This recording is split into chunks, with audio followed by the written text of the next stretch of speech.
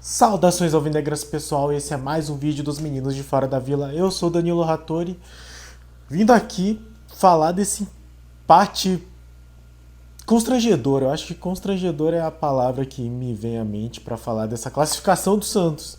O Santos está classificado, mas muito mais graças ao brio e à garra da Universidade Católica e da incompetência do União La Calera, em termos, do que graças ao mérito do Santos, que conseguiu a proeza de empatar contra o Banfield já eliminado e com 2 jogadores a mais durante boa parte do segundo tempo. Então, um resultado que é o limite para o Santos se classificar, acabou passando, mas, enfim, um futebol preocupante, um rendimento muito abaixo, e falaremos disso então neste vídeo de pós-jogo.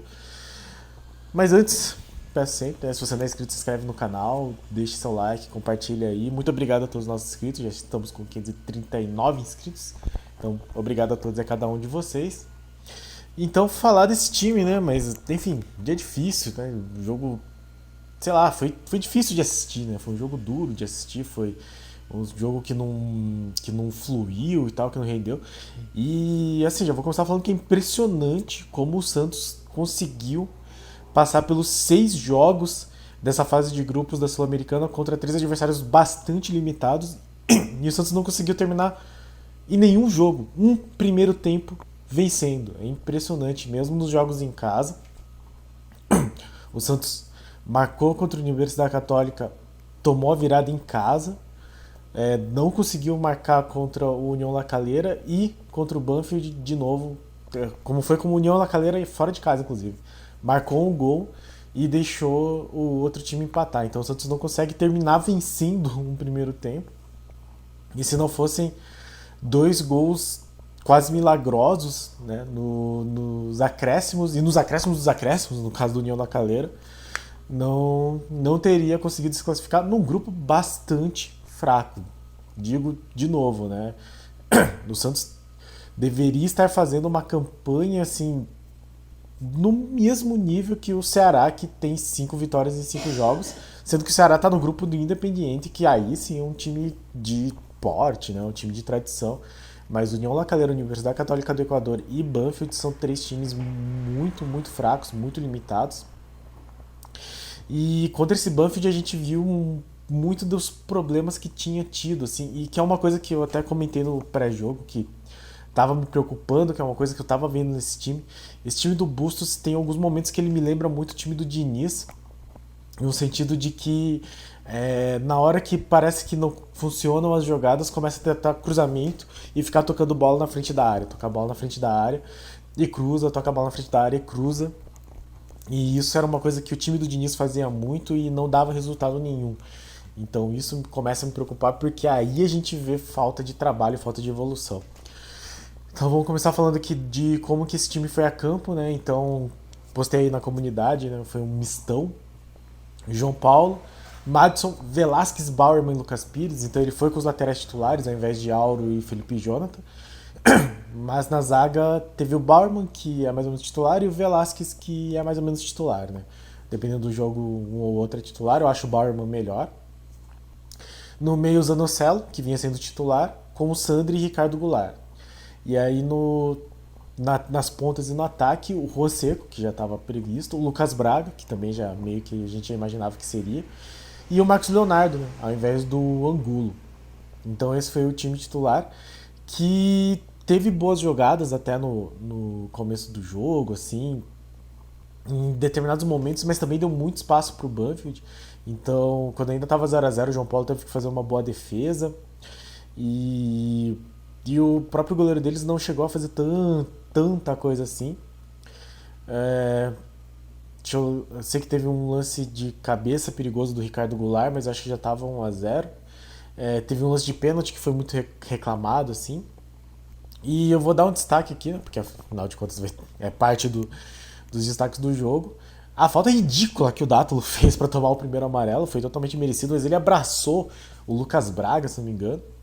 E uma coisa que tem que ser dita, antes de falar de qualquer coisa a mais, é que mesmo que o Santos tenha tido um pênalti e duas expulsões do time do Banfield, ainda assim daria para dizer que o Santos foi prejudicado porque teve um lance que foi dentro da área, que eu acho que foi falta porque sobrou uma mão lá, certamente se fosse no meio de campo teria sido falta.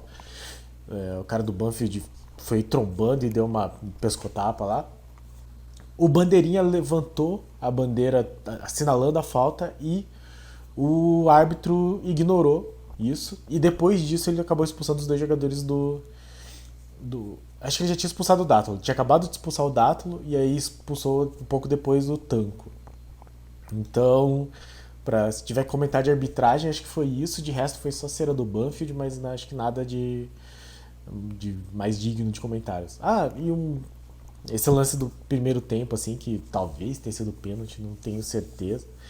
Mas uma outra coisa que eu queria comentar só antes de falar do gol do Marcos Leonardo é essa jogada que o Santos tenta fazer de lateral direto do Madison, assim, que eu acho bastante desnecessário e infrutífero.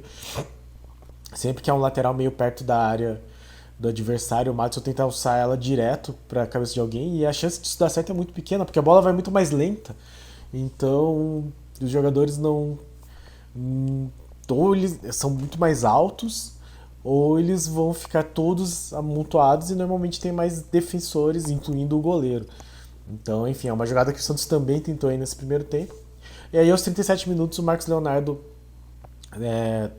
bateu a falta, né? O gol foi marcado aos 37, então um pouco antes ele teve uma jogada que sofreu pênalti. Antes o Santos tinha conseguido uma outra jogada e aí algumas decisões erradas, assim, gols perdidos, mas teve esse pênalti que era para acalmar o time, né? Que era o pênalti para fazer o time se tranquilizar e tal. Acho que nessa altura a União La Calera chegou a fazer 2-0. Acho que nessa altura já estava 2-1. A Universidade Católica chegou a diminuir, de novo, elogios aí à vontade da Universidade Católica. E o Santos acabou fazendo uma coisa que daí eu já acho que era um problema do time do Carille. Ele marcava o gol e recua muito, começa a dar muito espaço na frente da área. E numa dessas, uma bola que o Santos tinha o domínio, lançou errado, sobrou pro cara do Banfield, que estava sendo marcado pelo... Tinha dois caras, na verdade, sendo marcados pelo Goulart. Então nunca que o Goulart ia chegar a tempo. O cara acertou um chutaço, um golaço no ângulo, assim. Né, nada que falar. E o Santos acabou de novo, terminando o primeiro tempo em que poderia estar ganhando e tranquilizado no intervalo, acabou empatando em 1-1 e aí volta a pressão. E aí o Santos na risca para ser eliminado. Volta no segundo tempo, os mesmos times. O Dátolo foi expulso aos 9 minutos.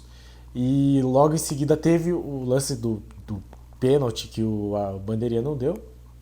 E aí, aos 61, então, aos 9 mais 7, 16 minutos, o Gregório Tanco tomou o segundo amarelo também. E foi justo, ele chegou bem feio. Então, enfim, as expulsões foram justas, não tem muito o que reclamar. E o Santos com 2 a mais. Aí o Lacaleira, o Banfield jogou todo mundo para trás. Ele variava assim, entre duas linhas de 4 e às vezes uma linha de 5 para povoar mesmo a própria área e meteu o zagueiro lá. Então eles estavam eliminados, eles não tinham mais o que perder mesmo. E aí com 9 em campo, né, não tinha mais por que atacar. E aí ficou latente, né, ficou muito explícito. Um outro problema que me incomoda muito nesse Santos, e já faz assim um certo tempo, que eu achei que tinha melhorado com o Bustos, que é a falta de movimentação. Porque se você tem 2 jogadores a mais, você precisa pelo menos, se tá o time adversário está todo recuado, você tem que jogar um número que seja compatível com o número de defensores e aí ganhar na marcação, né? Na movimentação. Então você movimenta para ficar desmarcado. E o Santos muito inerte e fazendo isso, trocando passe, trocando a bola, atravessando a bola na frente da área e tentando cruzamento. Ainda no primeiro tempo o Goulart perdeu um gol, assim, que é um gol que ele não estava acostumado a perder, mas o outro jogo contra o Lacaleira ele perdeu vários gols, né? Mas foi um bom cruzamento que ele cabeceou e cabeceou para fora, né? Acabou não indo nem pro gol. E aí o Bustos começou a mexer, então quando já estava com 2 jogadores a mais, Então, com 20 minutos do segundo tempo, tirou o Madison e o Goulart e colocou o Lucas Barbosa e o Johan Julio. E aí o Lucas Braga foi para a lateral direita, com o Johan Julio fazendo esse meio. Eu até acho que ele não foi mal. 8 minutos depois, então aos 28, entraram Pirani e Angulo e saíram Juan e Sandri. E aí aos 35 entrou o Bruno Oliveira no lugar do Lucas Pires. E o Bruno Oliveira, inclusive, foi bem. Ele entrou, deu um chute na trave de longe, fez uma jogada que. Foi uma jogada que foi muito bonita. Ele driblou debaixo das pernas do cara, foi derrubado, aí o juiz deu falta. Se o juiz tivesse dado vantagem, o Marcos Leonardo, acho, pegou a bola na área e talvez o juiz desse pênalti. É que nunca dá pra acreditar nisso, né? Mas enfim, nessa altura aí, nos 35, já tava 3-1 pra La Calera e a gente tava sendo eliminado por não conseguir vencer o Banfield com 9 jogadores em campo. E aí começou a pressão, o Santos começou a cruzar. Justiça seja feita, teve 2 cabeçadas muito boas que o goleiro pegou. Isso, a segunda acho que já estava nos acréscimos. Mas eram cruzamentos, né? O Santos trabalhando basicamente no cruzamento e muito erro de passe. Assim. Desde o começo do jogo o Santos errou muito passe. E aí é impressionante quando chega a ter 2 jogadores a mais em campo e continua errando passe. É um troço inadmissível, assim. Acabou que aos 86, né? 86 vai ser aos 41, 42 do segundo tempo. Os caras do La Calera fizeram uma falta, o zagueiro deles, enfim. Eu não sei nem como é que a Universidade Católica chegou na área aos 86 do segundo tempo, porque, lembrando, né? A Universidade Católica já estava eliminada, não tinha por que lutar. Tava perdendo de 3-1, jogando fora de casa. É realmente impressionante, assim, a vontade da Universidade Católica. Mas o cara do La Calera, ele fez um pênalti tão bizarro, tão bizarro. Eu vi alguns veículos de imprensa do Chile falando que foi um pênalti infantil, um pênalti ingênuo. Foi um pênalti tosco mesmo. O cara do La Calera, ele saiu correndo para pegar uma bola e errou o domínio, ele ia sair com a bola e tudo. Um pouquinho antes dele sair, o cara do La Calera meteu um bicão, ergueu ele, enfim, bateu na perna dele, pênalti. Aí o cara bateu lá, faltando 2 minutos para acabar o jogo. E aí o La Calera, a Universidade Católica salvou o Santos. E aí quando saiu esse gol, e aí acabou o jogo deles um pouco antes do nosso, porque o juiz deu 7 minutos de acréscimo. Foi uma cena assim, que, de novo, constrangedor. Os dirigentes, a comissão técnica, enfim, falando tipo, acabou o jogo deles, acabou, a gente vai classificar, não toma mais um gol. E aí basicamente falou, segura a bola e fica trocando passe, né? E aí, enfim, o Buffett já não queria mais nada mesmo do jogo, ainda meteu uns contra-ataques aleatórios. Mas enfim, foi uma cena bem feia, assim, me lembrou, sei lá, quando a gente salvou o rival e aí tem os vídeos lá da torcida rival comemorando por ter sido salvo pelo nosso gol do rebaixamento. Foi um troço nesse nível, assim, tipo, é você ser incompetente pra fazer um negócio que você obviamente tem que fazer e comemorar que uma outra pessoa que não tem nada a ver com isso acabou salvando a sua pele. Assim. Foi isso que essa sensação que me deu. Então, assim, aliviado, porque é bom, é importante que o Santos se classifique. Já tem até alguns possíveis adversários definidos. Então, o Deportivo Táchira, nosso conhecido, a Universidade Católica do Chile, né, treinado pelo Ariel Hola, e o Nacional do Uruguai, que é bastante tradicional. Então, já são alguns dos terceiros colocados. Até a quinta-feira a gente já vai saber mais, e sexta-feira vai ter o sorteio. A gente faz um vídeo falando mais sobre isso. Mas, de qualquer forma, é importante que o Santos ganhou aí um valor, né, $500 mil, ganha o direito de continuar e, enfim, vai ter mais jogos. Mas é muito triste, assim, que o Santos tenha se classificado desse jeito. É preocupante que o trabalho do Bustos não evolua.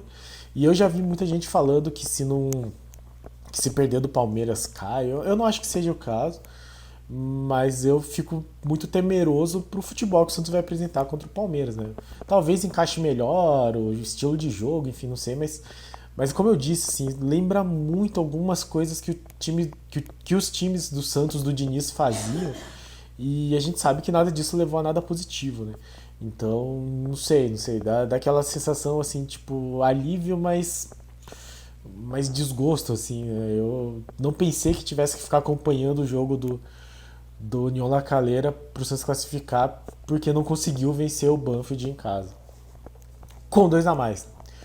Enfim, falando aqui rapidamente então dos jogadores, o João Paulo não tinha como pegar aquela que ele pegou, ainda fez uma defesa muito bonita. No mais, o Banfield atacou muito pouco.